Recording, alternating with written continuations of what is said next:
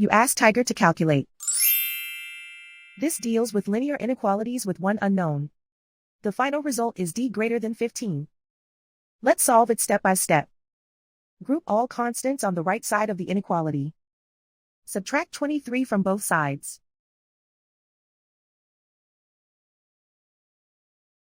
Simplify the arithmetic.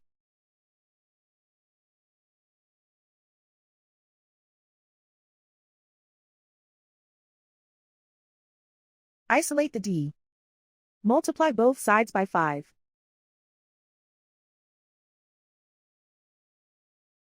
Group like terms.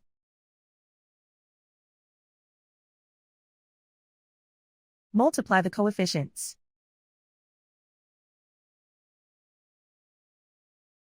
Simplify the fraction.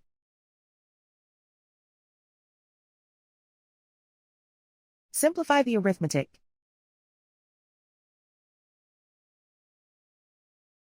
Plot the solution on a coordinate grid. And so the final result is d greater than 15.